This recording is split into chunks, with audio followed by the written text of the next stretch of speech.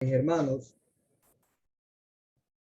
sabemos que a través de cientos y cientos de años han querido desvirtuar la existencia de Dios, han querido desvirtuar las verdades bíblicas.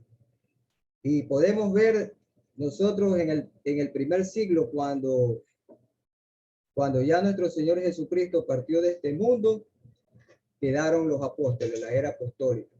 Y vemos la persecución hacia los apóstoles, luego en el primer siglo, tantas persecuciones que hubieron. Pero vemos de que las verdades bíblicas, aunque las quieran tapar, aunque quieran las personas desvirtuarlas, pero siempre están allí presentes.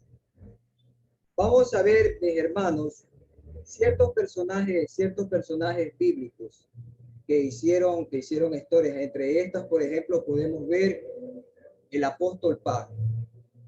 El apóstol Pablo ya nosotros conocemos por historia. Dios me le bendiga a mis hermanos que se están conectando en estos momentos. Que Dios me les bendiga, que Dios me los guarde. Estamos con el tema, mis hermanos, la autenticidad de las Sagradas Escrituras. Hemos tomado como versículos cita bíblica. En esta ocasión, en 2 Timoteo, el capítulo 3, versículos 16 y 17. ¿Bien? Entonces, vamos a continuar. Entonces podemos ver, mis hermanos, al apóstol Pablo, un hombre perseguidor de la iglesia, un hombre que fue verdaderamente preparado en el judaísmo, porque en ese tiempo se conocía el judaísmo. Y vemos que Jesucristo, nuestro Señor amado, el Dios mismo, vino aquí a la tierra. ¿Para qué? Para redimir al hombre de pecado, especialmente a su pueblo. Pero ¿qué declara la palabra? Que a los suyos vino y los suyos no le recibieron. ¿Qué es lo que recibió el Señor a cambio de ese favor, de esa gracia, de ese amor, de esa misericordia? Solamente sin sabores. Ya conocemos nosotros la historia de nuestro Señor Jesucristo. Y vemos a este hombre que fue educado a los pies de Gamaliel. La ley judía, era un hombre tan celoso, un hombre que comenzó a perseguir a la iglesia del primer siglo. Querían exterminar esto. Pero, sin embargo, cuando hay persecuciones, es cuando la iglesia se fortalece más. Podemos ver que aquí en nuestro país, aquí hay libertad de culto. ¿Qué es lo que sucede aquí en el Ecuador? Hay libertad de culto, podemos ver a través de la radio, a través del internet, a través de diferentes medios, hermanos, que hacen incluso aires libres, reparten tratados. Pero sin embargo, la gente no hace caso. La gente cada vez es más incrédula, la gente cada día se está tirando a la maldad. Cada día las cosas están terribles, no solamente en este país, sino en muchas partes del mundo donde hay libertad de culto. Pero sin embargo podemos ver ciertos sectores, ciertas partes del mundo, que en cambio donde el evangelio no es permitido, hay incluso hombres y mujeres que dan su vida por la causa del Señor. Entonces, mis hermanos, eso es lo que quiere el Señor, que verdaderamente nosotros entremos en ese reto donde nosotros podamos ir y predicar el evangelio a toda criatura, a toda persona, sin acepción de personas. Mire que a través de los siglos, a través de la historia, como yo les estaba indicando, mis hermanos, podemos ver que se han desarrollado diferentes tipos de religiones, diferentes tipos de creencias. Hay aproximadamente más de 4.000 religiones en todo el mundo. Y todos dicen que llega a una creencia, que existe un ser supremo, un ser superior. Pero verdaderamente Jesús lo declaró en el Evangelio de Juan 14:6, cuando Jesús dijo: yo soy el camino, yo soy la verdad y yo soy la vida. Nadie viene al Padre sino por mí.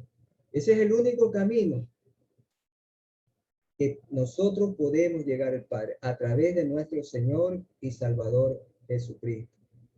Y aquí hay mucha gente que puede hacer ritos y que pueden estar en diferentes tipos de costumbres religiosas, pero solamente a través de Jesucristo tenemos la vida eterna. Ese es el verdadero camino, esa es la verdadera verdad y esa es la verdadera vida. Amén. Bueno, mis hermanos, vamos a continuar entonces. Y a mí siempre me gusta cuando yo estoy al frente, cuando me han permitido por la misericordia de Dios dar una enseñanza, sobre todo. Me gusta que sea la clase participativa, que sea entonces, mis hermanos, esta enseñanza participativa. Entonces, mis hermanos, para que así todos nosotros podamos sacar diferentes tipos de dudas, ¿no? Diferentes cosas que a veces se nos quedan y que nos quedamos en nuestro corazón. Bueno, tal cosa, la verdad que no lo entendí. Y vamos a hacerlo de esa manera. Bien. Vamos también a hablar acerca de la autenticidad de las Sagradas Escrituras en los tiempos bíblicos y también en los tiempos actuales. Aquí, por ejemplo, estas cartas, la carta de Segunda de Timoteo, la carta de Primera de Timoteo y de Tito, mis hermanos, fue dirigida a Timoteo. Timoteo fue uno de los grandes discípulos que tuvo la iglesia cristiana en el primer siglo. Estuvo con el apóstol Pablo, siendo ya muy joven, siendo un niño apenas. Recordemos nosotros de que él fue educado por su abuela y por su madre. Y él sabía acerca del judaísmo, sabía acerca de la ley judía, pero luego después él se convirtió al cristianismo y lo vamos a ver aquí en este relato. Bien, dice así de la siguiente manera. Primera y segunda de Timoteo fue escrita, inspirada por el Espíritu Santo, por el apóstol de los gentiles Pablo. Esta carta junta con Primera de Timoteo y Tito son llamadas cartas pastorales desde el siglo XVIII.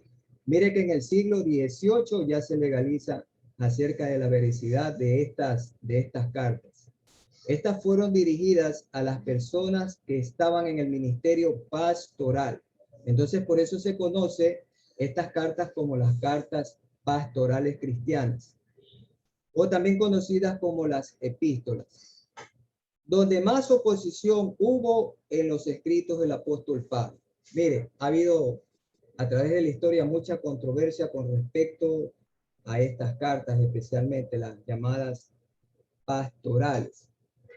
Podemos ver el personaje central aquí donde va dirigida esta carta. El apóstol Pablo escribe especialmente a Timoteo.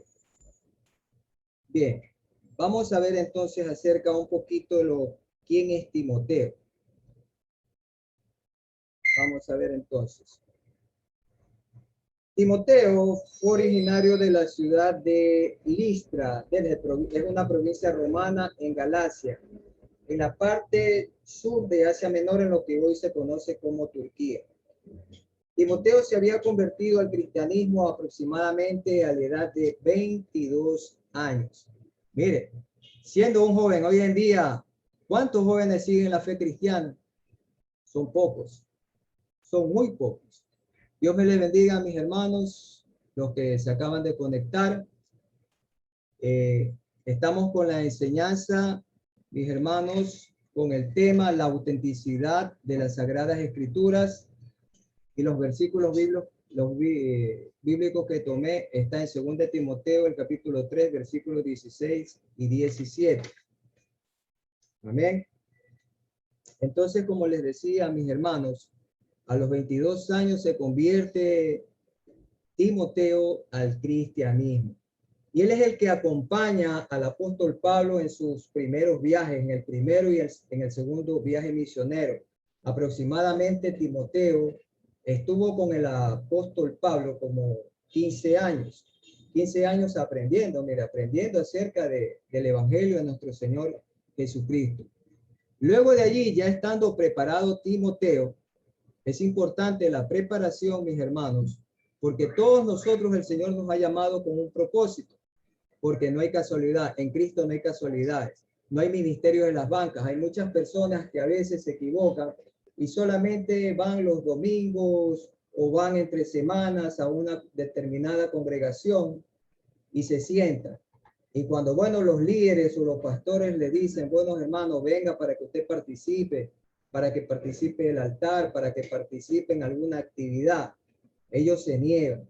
Hay muchas personas que simplemente tienen el ministerio de la silla, que de ahí no quieren salir. Pero eso es un gran error, porque el Señor nos ha llamado a servirle. Puede ser en cualquier ministerio, mis hermanos. No solamente el pastoral, puede ser el evangelístico, puede ser el ministerio de maestro, y así sucesivamente. El Señor nos ha llamado a servir. Y sobre todo recordemos que nuestro Señor Jesucristo estableció, mi hermano, el mandamiento a todos los creyentes, ir y hacer discípulos a todas las naciones, sin excepción de personas. Cada uno de nosotros tenemos la responsabilidad de predicar, llevar el mensaje de salvación a aquellas personas que no los conocen. Especialmente nosotros, ¿a quiénes tenemos que evangelizar? ¿A quiénes tenemos nosotros que hablarle la palabra del Señor? A nuestros familiares, especialmente. Tenemos que dar a través de un buen testimonio. Tenemos nosotros que comenzar a predicar, a anunciar las buenas noticias a nuestros familiares, a nuestros amigos, a nuestros vecinos. Hay incluso muchas personas que no se llevan con los vecinos. Imagínense.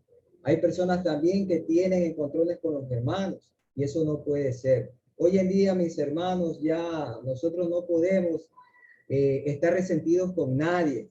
Nosotros tenemos que hacer a un lado todo este tipo de situaciones y tenemos que verdaderamente perdonarnos los unos a los otros, porque recordemos, mis hermanos, que nosotros somos una familia espiritual. Hay personas que dicen, bueno, son hermanos nomás, son hermanos en la iglesia y de ahí, ¿qué me interesa? No, mi hermano, está equivocado. El Señor lo ha dado claramente, que nosotros somos hermanos y el dolor de mi hermano es mi dolor. La necesidad de mi hermano es mi necesidad también y tenemos que ayudarnos los unos a los otros. Amén. Eso es lo que nos ha dado nuestro Señor y Salvador Jesucristo. Continuamos acerca de Timoteo. Timoteo llegó a ser el pastor de la iglesia en Éfeso, mi hermano. Éfeso es una ciudad que se encuentra en Asia Menor, lo que hoy es parte de Turquía. Y fue pastor a los 36, 38 años, de acuerdo a los escritos que yo tengo. Él llegó a ser pastor.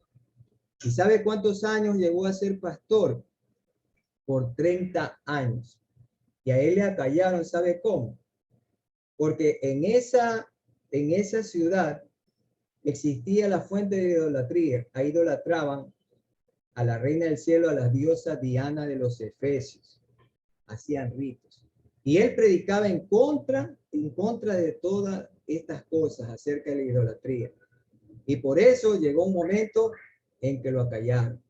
Lo acallaron a Timoteo, pero la palabra del Señor siguió siendo predicada, siguió siendo anunciada.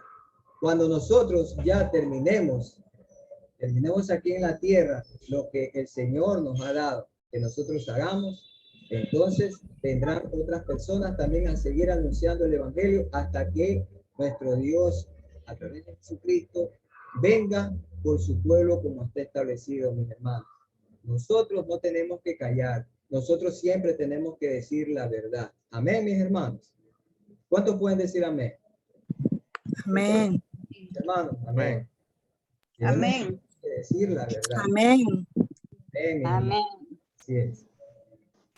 Bien, otro dato también importante, mis hermanos, acerca de este personaje de Timoteo, que se lo menciona en el libro de los Hechos 6 veces su nombre.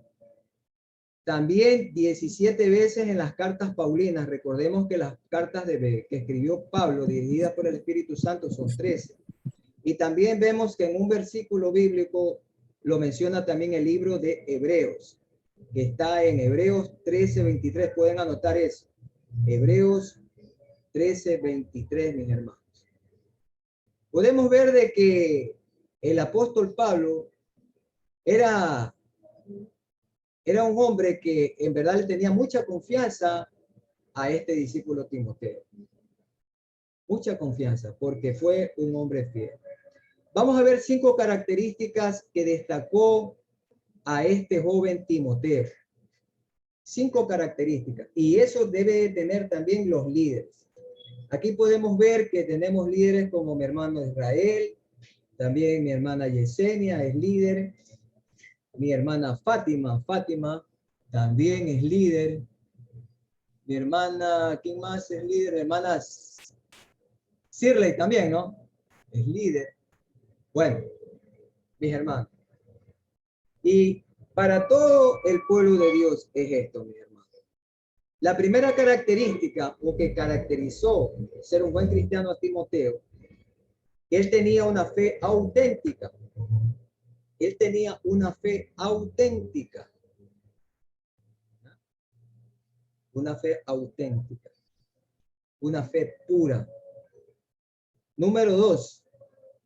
Otra característica también que era un hombre obediente y era constante en lo que se le mandaba hacer. Es muy importante en la vida del cristiano que tenemos que ser obedientes y tenemos que ser constantes, no tenemos que desmayar. Tenemos que ser obedientes a los líderes. Cuando nuestro líder nos dice vaya a hacer tal cosa, no es que en realidad el líder lo ha mandado, sino póngase eso en su mente, mis hermanos, que es Dios mismo que nos manda a hacer la gran comisión. Si le dice, hermano, tiene que ir a predicar a los buses, mi hermano tiene que ir a predicar al campo, no se niegue, mis hermanos, porque no le está enviando tal vez su líder, no le está enviando el pastor, sino que le está enviando el propio Dios y le está dando una oportunidad. Y ahí usted se va a dar cuenta la vocación que va a tener o el ministerio que Dios le quiere dar, le quiere conceder para el trabajo en la obra del Señor. Amén. Vamos también a ver la tercera característica que Timoteo también destacó en el servicio de humildad. Es muy importante que un cristiano tiene que tener humildad, tiene que ser una persona sencilla, un hombre o una mujer sencilla. Las personas altivas, las personas que son desobedientes, no van a crecer espiritualmente. Dios no los va a tomar en cuenta, porque lo dice también en el libro de los Salmos que el Señor atiende al humilde, más al altivo lo mira de lejos, al orgulloso, al altivo, a la persona que se niega. Hoy lo hago, mañana no lo hago. No. Tenemos que estar despiertos, tenemos que estar decididos a hacer esa gran comisión. También la otra característica que tenía Timoteo, que era de una sana doctrina. Podemos ver que en los tiempos bíblicos, en el primer siglo, también se levantaron personas falsas, falsos profetas, falsos maestros, personas que estaban haciendo daño a la obra del Señor, querían hacer quedar mal a los apóstoles, a Pablo, a Pedro. Pero sin embargo, siempre la verdad estaba prevaleciendo. Entonces, Timoteo y cada uno de nosotros tenemos que nosotros tener la sana doctrina. No tenemos que estar escuchando al uno, estar escuchando al otro. Hay personas que comienzan a escuchar opiniones de uno, opiniones de otros, de pastores y bueno, de conferencistas y terminan confundidos. ¿Saben, mis hermanos? Para que usted salga de la duda, usted coja las Sagradas Escrituras porque allí le va a decir la verdad. Dice la palabra, escudriñad las Escrituras porque a vosotros os parece que hallaréis que la vida eterna. ¿Amén? A través de las Escrituras, usted coge y estudia diariamente, usted tiene que hacer un devocional. ¿Cuántos hacen devocional en su casa? A ver, díganme, de los que están conectados. ¿Cuántos hacen devocional en su hogar? Con su familia, con sus hijos. ¿Cuántos? A ver. ¿Nadie? Amén. Amén, hermano Israel. ¿Quién más? ¿Quién más hace un devocional? Es muy importante el devocional, hermano, diariamente. Sabe que cuando una familia está dividida, es un conflicto constante, porque habrán 2 cristianos, habrán 4 o 5 que que no le están sirviendo al Señor. Entonces eso se va a llenar de conflicto, mis hermanos. A veces nosotros nos descuidamos. Cuando nosotros tenemos a nuestros hijos que están pequeños, tenemos a nuestras esposas, a nuestros cónyuges, y vamos nosotros y compartimos el altar, compartimos yendo a la iglesia, comenzamos nosotros a llenarnos. Y sabe que a veces el hombre comete un gran error, que la esposa a veces dice, o el esposo, la verdad, mija, estoy cansado. Los hijos también, mami, me duelen los pies, la verdad que estoy cansado, me quedo. Bueno, ¿y sabe cuál sería el resultado después si usted se descuida? Se van alejando, se van alejando, se van apartando, porque recordemos que Satanás, el enemigo de nuestras vidas, es muy astuto. ¿Y qué es lo que él quiere dañar? ¿Qué es lo que él siempre ha querido dañar? ¿Qué es lo que siempre ha querido destruir? Es a la familia, a la familia. ¿Sí? Porque en el libro de Génesis, si nosotros estudiamos el libro de Génesis, nosotros vamos a ver que nuestro Dios constituyó primeramente a la familia. Amén. Glorificado es el nombre del Señor. Bendito eres. Vamos a continuar también, mis hermanos, con el número 5, la quinta característica. La quinta característica es una convicción valiente. ¿Qué quiere decir eso, una convicción valiente? Estar segura en quién nosotros hemos creído. Nosotros estamos convencidos, estamos seguros de que este camino que hemos seguido es seguro para la vida eterna. Amén. Yo digo amén. No sé ustedes. Es el camino seguro. Amén. Amén. Amén. Amén. Glorificado sea el nombre del Señor. Así es, mis hermanos. Bueno, entonces vamos avanzando, mis hermanos, acerca de este tema, la autenticidad de las Sagradas Escrituras. Y podemos ver que muchas personas en el primer siglo dieron fe de la fe cristiana. Dieron fe de que la palabra de Dios es auténtica. Mire, recordemos de que hubo una gran persecución de que muchos cristianos, especialmente en la época de Nerón, donde incendió Roma, donde le echó la culpa a los cristianos que habían incendiado Roma. Entonces tomaron prisioneros por miles y miles de cristianos y fueron torturados, los tiraban a los leones, morían quemados. Pero ¿qué es lo que hacía la iglesia? En lugar de menguar, en lugar de extinguirse, ¿qué era lo que hacía? Que el número de los cristianos se multiplicaba, se multiplicaba. Y podemos ver el caso que no está registrado en la Biblia, pero sí en los libros como Historia de la Iglesia, a un hombre llamado Policarpo. A un hombre llamado Policarpo. Este Policarpo nace en Asia Menor, en Esmirna, en una ciudad llamada Esmirna, en el año 70. Hasta aproximadamente vivió el 55-56. Llegó a ser obispo de la ciudad mencionada. Fue discípulo del apóstol Juan. Dice que durante una persecución fue tomado prisionero y condenado a muerte por predicar y enseñar la fe cristiana. Pero mire, aquí cuando lo toman prisionero a Policarpo, le dijeron esto. Policarpo, si tú quieres salvar tu vida, tienes que negar a tu Dios. Tienes que negar a Jesús, a quien tú crees. ¿Y qué cree que hizo Policarpo? ¿Se intimidó? Él no se intimidó. Él prefirió morir. Y declara estas palabras. Ningún mal recibí del Señor. Ningún mal he recibido del Señor. He servido por 86 años y ahora yo le voy a negar. No, prefiero morir. A Policarpo lo cogieron y lo quemaron en la hoguera y le enterraron una lanza. Así murió Policarpo. En la historia de la iglesia, mis hermanos, ustedes pueden ver este caso. Ahora, todo estaba muy bien la iglesia comenzó a multiplicarse grandemente hasta el siglo III.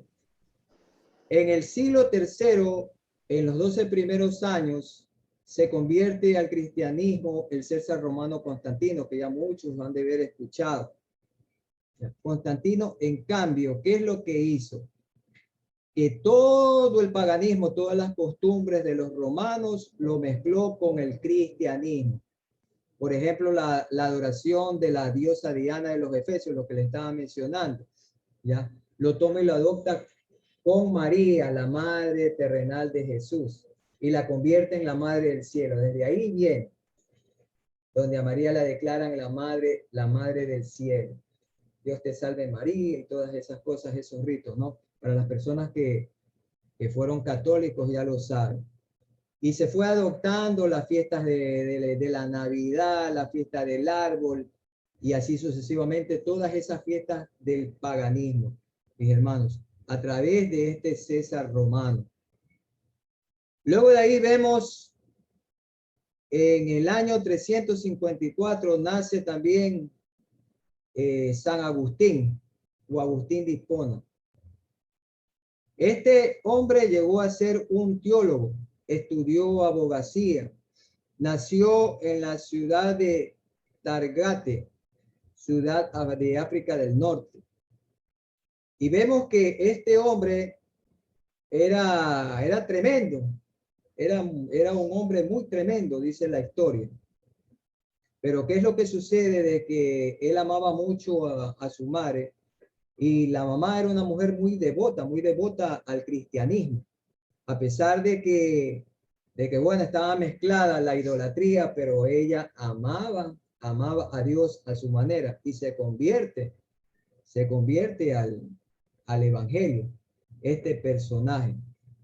Y llegó a ser un hombre en el medio católico, porque recordemos que la palabra católico significa ¿qué? A ver, ¿qué me puede decir la palabra católico? ¿Qué significa? ¿Cuál es su significado? Católico. Que somos parte de la Iglesia Universal de Cristo. Sí, significa universal. Significa universal. El católico significa universal. Bien, él vivió aproximadamente 76 años. Murió en el 430. Y vamos a ver también, por último, otro que llegó a ser el reformador de la iglesia, que nace en 1483 en Alemania, fue Martín Lutero. Muchos de ustedes tal vez conocen la historia, otros no conocen la historia. Martín Lutero fue un monje agustino, de la orden de Agustín. Entonces, ¿qué es lo que sucede? Que en ese tiempo la Biblia, los católicos, sobre todo los papas tenían prohibido de que la gente lea la Biblia. Nadie tenía la Biblia, solamente ellos, pero las tenían escondidas. Entonces, en ese tiempo estaba el Papa León X. León X, como ya ellos estaban prácticamente en bancarrota, la Iglesia Católica se las ingenia para sacar dinero y comienza a elaborar acerca de un documento sobre las indulgencias. ¿En qué consistían las indulgencias? En que las personas que verdaderamente querían ir directamente al cielo tenían que dar una cierta cantidad de dinero, y el Papa les extendía un contrato. Mientras más rápido tú querías ir al cielo y salir de limbo, salir de esa parte media, de acuerdo a lo que dicen los católicos, el purgatorio, tenías que, mientras más dinero dabas, entonces mayor favor tenías de Dios, ibas a salir rápido de ese lugar y te ibas a ir al cielo. Entonces, mis hermanos, es una mentira tremenda del enemigo. Todo eso existió. Y entonces un día dice que Martín Lutero entró a la biblioteca donde estaba la Biblia y comienza a leer, y se da cuenta todas las perversidades y maldades de la Iglesia Católica que estaba aconteciendo. Y entonces, mis hermanos, vemos que este hombre se saca su indumentaria de monje y cambia por un reformador de la iglesia. Y ahí empieza la iglesia reformada en Alemania, donde él va a traducir el Nuevo Testamento del griego al alemán. Entonces toda Europa comenzó a sublevarse, especialmente lo que hoy conocemos el Reino Unido. Bien, mis hermanos, ahora sí vamos a ver acerca de estos dos versículos bíblicos que yo les tomé al principio, que está en 2 de Timoteo 3, 16 y 17. Entonces están desglosados en 7 puntos, estos versículos, en 7 puntos. Y vamos a ver punto por punto y vamos también a ver versos paralelos. Entonces, mis hermanos, vamos a ver unos cuantos versículos bíblicos y vamos también a ver sus opiniones, a ver ustedes qué pueden opinar, qué inquietud también tienen con respecto a la veracidad de las escrituras, si las escrituras verdaderamente son auténticas o no son auténticas. El mundo, muchas personas dicen que es la gran mentira del mundo para sacar dinero. Que las escrituras solamente fueron escritas por hombres, sí, pero las escrituras fueron escritas por aproximadamente 40 personas, pero inspiradas por el Espíritu Santo de Dios. Por el Espíritu Santo de Dios, sí. Entonces vamos a ver el primer punto que el apóstol Pablo recomienda a Timoteo y a los pastores y a los líderes y a toda la iglesia. Dice que toda la escritura es inspirada por Dios. Toda la escritura es inspirada por Dios. Es decir, del Génesis hasta el Apocalipsis, mis hermanos, es inspirada por el Señor. Amén. ¿Qué nos puede decir mi hermana con respecto a este primer punto, mi hermana Yesenia? ¿Qué piensa usted? ¿En qué nosotros nos estructuramos verdaderamente en nuestra fe cristiana para indicarle y decirle a las personas que la escritura, la Sagrada Escritura, es inspirada por Dios, por un ser sobrenatural? ¿Sí me entendió la pregunta? ¿Me puede repetir, hermano? Que pasa que están haciendo bulla aquí en mi casa. Ah, están haciendo bulla en su casa. Ya. El primer punto que el apóstol Pablo recomienda a Timoteo en las cartas pastorales, a todos los pastores, a los líderes y a toda la iglesia en general, dice que toda la escritura es inspirada por Dios. Es decir, enseña al pueblo, enséñale a la gente, enseña a los discípulos, enseña a los que vienen atrás tuyo, de que la escritura, estos escritos no son de mi puño y letra. Físicamente puede ser, pero espiritualmente es una inspiración divina por el Espíritu Santo de Dios. Entonces, enseña al pueblo, enseña a las personas que vienen atrás tuyo, porque van a ser miles y miles y miles. Que esta escritura, que estos escritos que yo te estoy enviando son de inspiración divina. Entonces, mi pregunta, hermana Yesenia, es, ¿cómo usted podría explicar a una persona inconversa, a una persona religiosa, que la Sagrada Escritura es inspirada por un ser sobrenatural? ¿Cómo lo podría usted explicar? En pocas palabras. ¿Sí me entendió?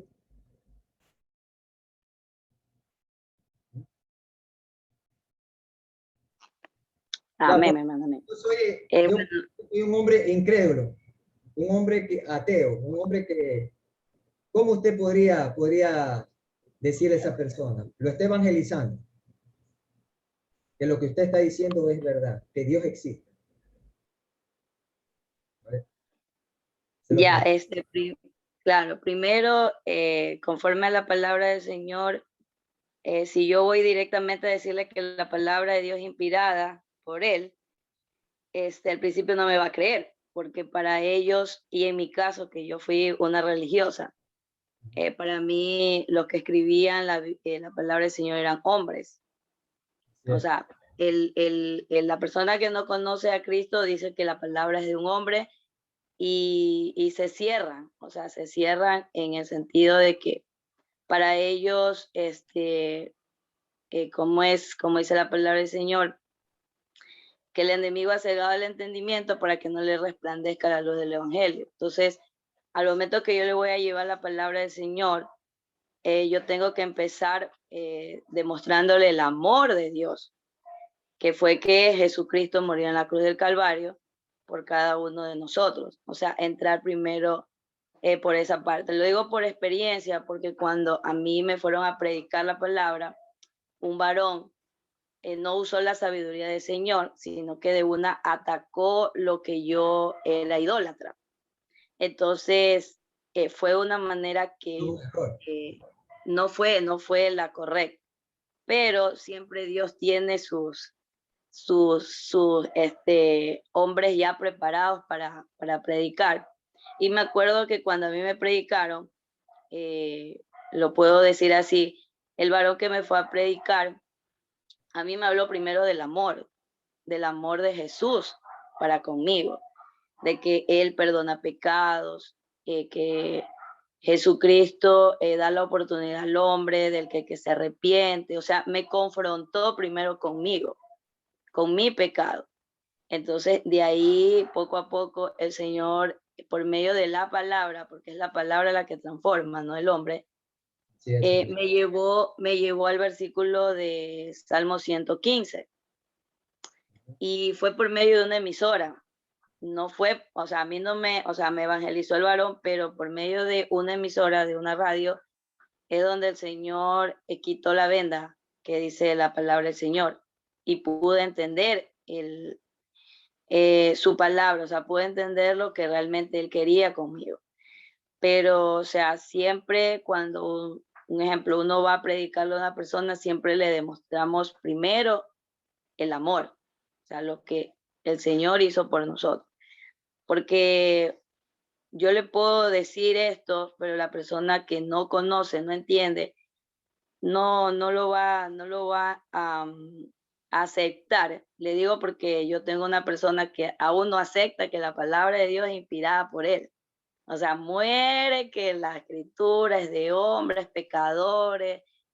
Entonces, pero uno él sigue con lo mismo. O sea, no cree que la palabra del Señor es de inspiración de él, sino que dice que los que escribieron la palabra de Dios eran pecadores. Esa es la palabra que ellos usan. Son personas pecadores como nosotros. Así dicen. Claro. Ya, gracias, mi hermano. Bueno, nosotros podemos ver aquí en Segunda de Pedro 1:21 para los hermanos que están anotando. En Segunda de Pedro 1:21. Dice así la palabra del Señor. Porque nunca la profecía fue traída por voluntad humana, sino que los santos hombres de Dios hablaron siendo inspirados por el Espíritu Santo. Recordemos que la palabra del Señor es una palabra profética. ¿Por qué? Porque se está cumpliendo todo lo que está escrito en las Santas Escrituras, se cumple. Dice la palabra que el cielo y la tierra pasará, pero la palabra del Señor no va a pasar. Y todo lo que está escrito se está cumpliendo. Todo lo que estamos viviendo hoy en día, todo, mis hermanos, está escrito en las Santas Escrituras. Y si las personas aún no quieren reconocer, mis hermanos, es porque ya el entendimiento ya lo tiene cauterizado. Porque aquí, al menos aquí en el Ecuador, tenemos libertad de culto. ¿Y cómo se predica la palabra? Por ejemplo, en todos los barrios de Guayaquil, mis hermanos, no sé allá en el norte, ¿no? En el norte como sea, en estas partes de San Borondón, en las ciudadelas privadas. Pero en cambio lo que nosotros acá en el centro, vemos acá en lo que es el suburbio, hay cada 3 cuadras, cada 4 cuadras hay una iglesia cristiana. Hay una iglesia cristiana. Y todos los días usted puede ver los programas radiales, las personas que están predicando. Y si usted va en un bus, están hablando de la palabra del Señor. Y no hay excusa, mis hermanos. Sin embargo, el mundo tiene sus oídos cerrados, no quieren escuchar. ¿Amén? Pero lastimosamente, ¿qué podemos hacer? Solamente orar y seguir haciendo la gran comisión, porque por lo menos uno puede escuchar. Y por ese uno, el Señor también murió. Recordemos eso.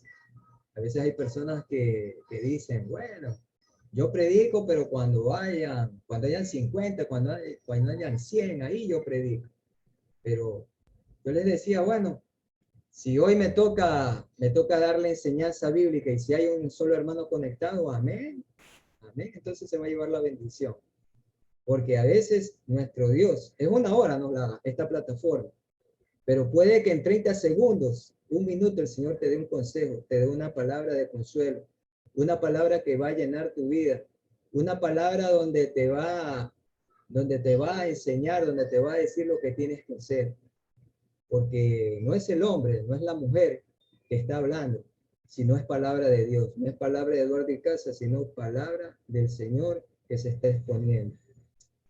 Dice el segundo punto, mis hermanos, que el apóstol Pablo aconseja a Timoteo y a cada uno de nosotros que es útil para enseñar. Las escrituras es útil para enseñar. Hay que ser. La palabra útil, de acuerdo al diccionario, significa que produce provecho, servicio o beneficio. Esta palabra, mira, espiritualmente, incluso hasta físicamente, ¿qué es lo que nos va a producir?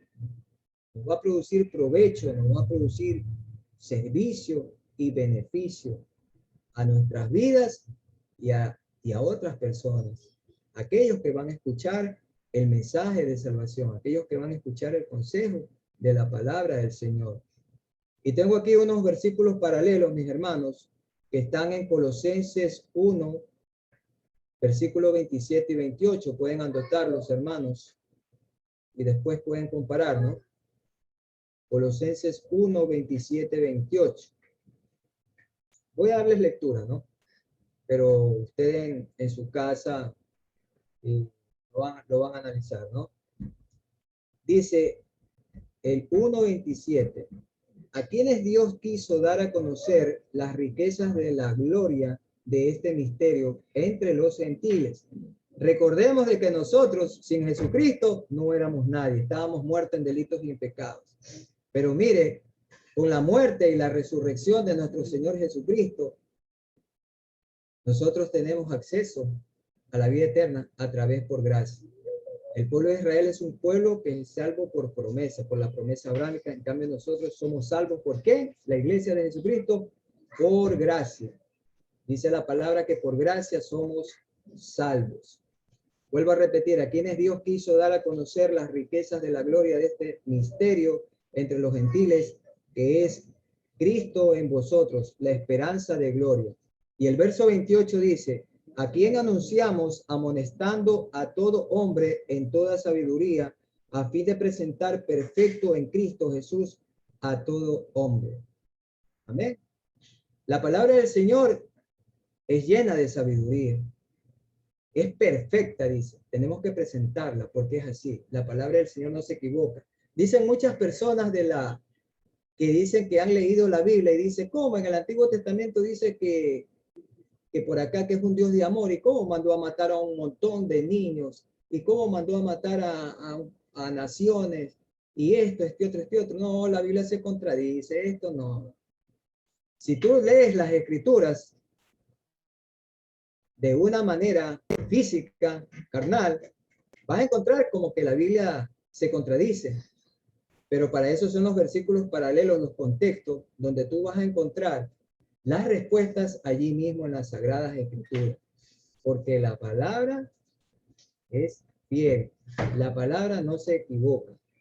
Dice el tercer punto, para redarguir, el tercer punto.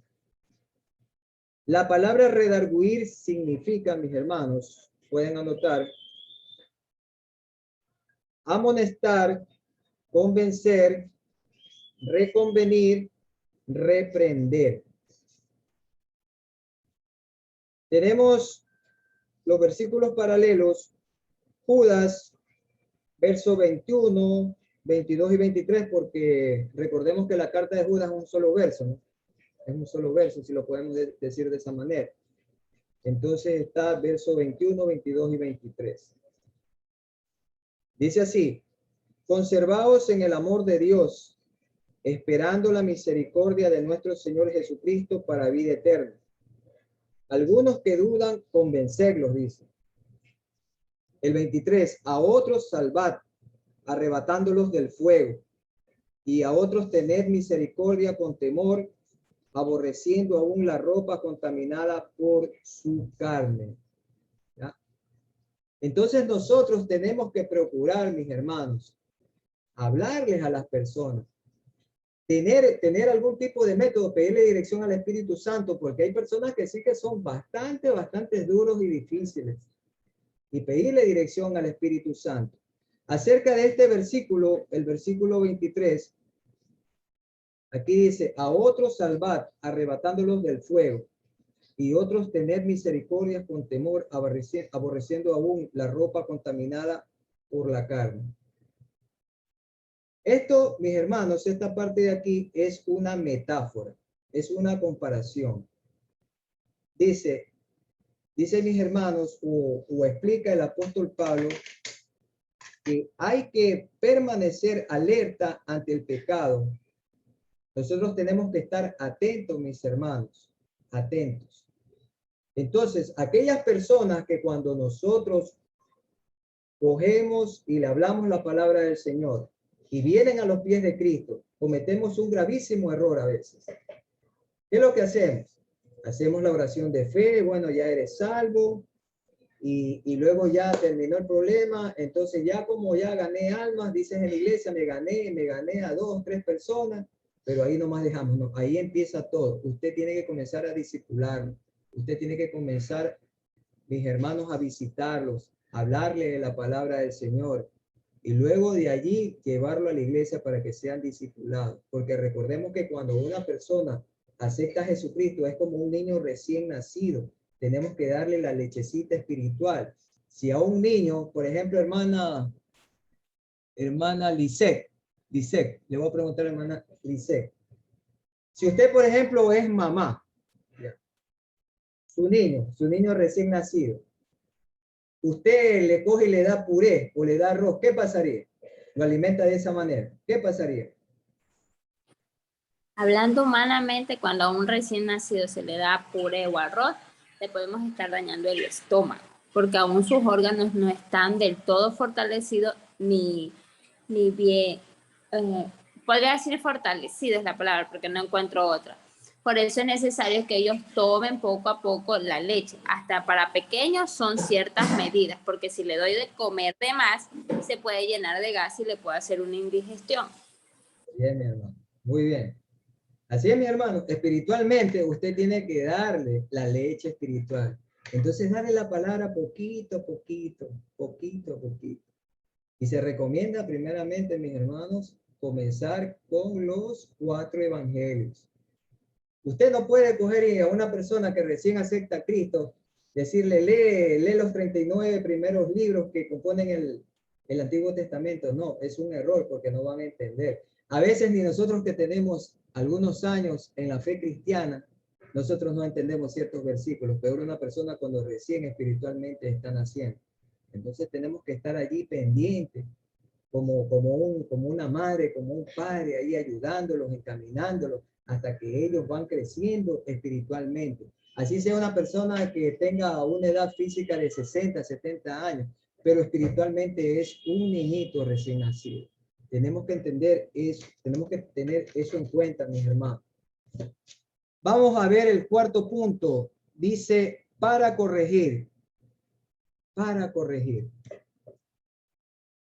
La palabra del Señor sirve para corregir. Corregir dice enmendar lo errado. Tenemos como versículo paralelo Proverbios 16:6. Proverbios 16:6. Dice así, le voy a dar lectura. Tomen apuntes. Con misericordia y verdad se corrige el pecado, y el temor de Jehová los hombres se apartan del mal. ¿Ven? Con misericordia y verdad se corrige el pecado. Siempre a la gente hay que decirle la verdad. Nunca nosotros podemos decirle una verdad a media. Tenemos que decirle al pecado, pecado. A las personas que están mal hay que decirle están mal. No hay que estarlos engañando. No hay que llevarlos a la iglesia con engaño. Hay personas que a veces dicen, hay ciertos evangelistas en cruzadas que yo he escuchado, dicen, si tú vienes esta noche a Cristo, todos tus problemas se van a terminar y todo va a ser color de rosa. Eso es mentira, mi hermano. Jesús lo estableció y lo dijo. Yo he venido a traer guerra, a traer disensión. Y eso es lo que ocurrió en su pueblo. El pueblo se dividió por sus intereses económicos, la clase sacerdotal. Y hubieron pocos de su pueblo que creyeron en él. Luego, después de la resurrección, fue que vinieron a creer. El Señor tuvo que irse a diferentes ciudades como Samaria, y allá creyeron en él. Pero su pueblo incluso hasta lo mató. Recordemos eso, mis hermanos. Vamos rápido porque ya tengo 3 minutos. Quinto, para instruir en justicia. Quinto, para instruir en justicia. Tenemos los versículos paralelos en Santiago 3, 17 y 18. Santiago 3, 17 y 18. Dice la palabra del Señor, pero la sabiduría que es de lo alto es primeramente pura, después pacífica. Mire, es amable, benigna, llena de misericordia y de buenos frutos, sin incertidumbre ni hipocresía. La palabra es pura, es llena de sabiduría, es pacífica, es amable, benigna, llena de misericordia, de buenos frutos, mis hermanos. Porque en la obra del Señor es algo puro, es algo precioso. Estar sirviendo al Señor es algo maravilloso, mis hermanos. Es una experiencia grande, muy preciosa. Vamos en el 6. El punto número 6 dice, a fin de que el hombre de Dios sea perfecto. A fin de que el hombre de Dios sea perfecto. Una pregunta para mi hermana Marta Quimí. Marta Quimí. ¿El hombre o la mujer en Cristo puede llegar a ser perfecto? ¿Sí o no? En pocas palabras, rapidito. No la escucho. No somos perfectos, hermano. Tenemos debilidades e imperfecciones en nuestras vidas. Ninguno es perfecto.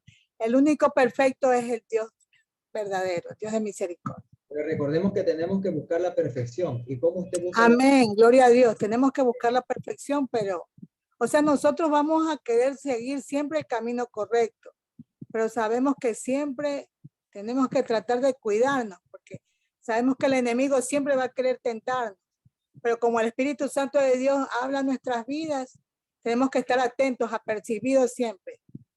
Sí. La palabra perfecto significa completo, maduro, recto.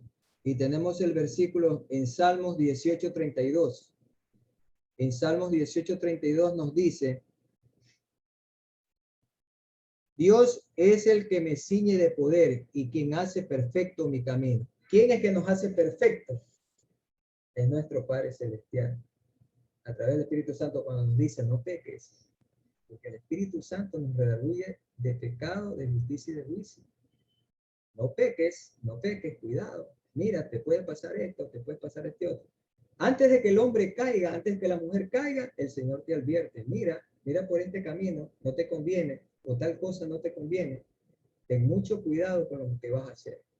Entonces el Señor nos encamina a la perfección, a ser perfectos, a no resbalar. Pero ¿cuál es el problema del hombre? Cuando el hombre se empecina, cuando el hombre verdaderamente no quiere escuchar la voz de Dios. Así es. Y por último, mis hermanos, enteramente preparado para toda buena obra. Enteramente preparado para toda buena obra. ¿Qué cree usted, mi hermano Israel, que la iglesia de hoy está preparado para hacer proezas, para hacer grandes cosas? ¿O aún todavía nos falta para ese encuentro precioso con el Señor? ¿Qué cree usted? No le entendí bien la pregunta, mi hermano. ¿Me la puede hacer de nuevo? Ya. Hoy en día la iglesia de Jesucristo, ¿cree usted que ya está preparada para irse con el novio, con nuestro Señor y Salvador Jesucristo? Recordemos que espiritualmente la iglesia es la novia y Jesucristo es el novio. Para ese matrimonio, ¿estamos listos o no? ¿Qué cree usted? En los actuales momentos. Bueno, yo en mi sapiencia personal como humano diría que no, pero pienso que, bueno, el Señor conoce el caminar de toda su iglesia, entonces creo que Él es el que va a definir exactamente cuándo lo hará, cuándo verá a la iglesia que Él desea, que Él anhela, pero a criterio mío considero que no. ¿Qué es lo que nos está haciendo falta? ¿Qué es lo que nos haría falta, mis hermanos? Buscar su presencia, ser sinceros delante de Dios. Todos los días, mis hermanos, tenemos que ponernos a cuenta con Dios. Pedirle perdón porque todos los días pecamos. Todos los días le fallamos al Señor. Y pedirle misericordia, que Él nos ayude, que Él con su gracia y su justicia nos levante, porque nosotros solos no podemos. Solo no podemos caminar. Por eso que el Señor dejó a su Espíritu Santo, porque nosotros somos templos de Él. Y demos de nosotros esa apertura al Espíritu Santo cada día, porque Él nos redarguye, mis hermanos. Él nos va a conducir. Pero cuando nosotros queremos hacer nuestra voluntad, ahí es cuando nosotros caemos.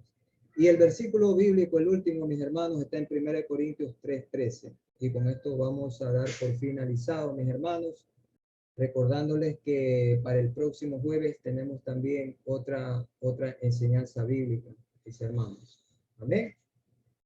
Que la paz del Señor esté con cada uno de ustedes. Dios mediante, nos estaremos viendo con mi hermano Israel, hermana Yesenia, el día sábado en el ensayo, el grupo de alabanza y con ustedes, mis hermanos, compartiendo la palabra del Señor el próximo domingo a las 9 de la mañana. Amén, que es el culto evangelístico. Muchas bendiciones, que pasen bien, bendiciones para ustedes y para toda su familia. Amén. Bendiciones, mi hermano, bendiciones. Que Dios lo bendiga.